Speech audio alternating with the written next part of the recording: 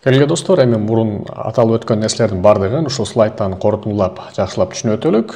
Биз айттык, JavaScript код бул инструкция экен, а инструкция болсо өз кезегинде билдирүүлөрдөн жана жарыялардан турат экен.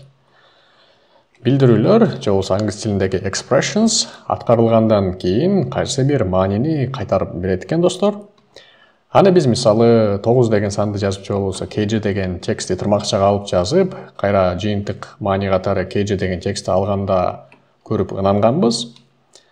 Жана биз айттык достор, жарыялар, же болбосо англисче statements аткарылгандан кийин эч кандай маанини кайтарбайт экен. Башкача айтканда undefined деген сөздү кайтарат экен. Undefined деген сөз бул аныкталбаган, же болбосо эч нерсе дегенди түшүндүрөт экен.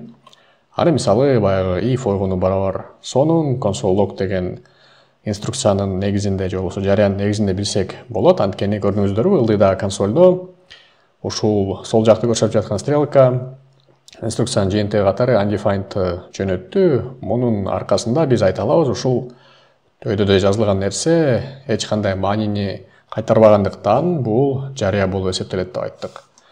Жана биз айттык достор, жарыялар булар бир аз чоңураак түзүм болгондуктан булар өз ичине кайсы бир билдирүүлөрдү камтый алат деп айттык. Мисалы биздин учурда ушул сонун деген, же болбосо ойгону сонун экен тексттер булар билдирүү болуп эсептелет. Алардын бардыгы ушул жалпы жарыянын ичинде аныкталыптыр.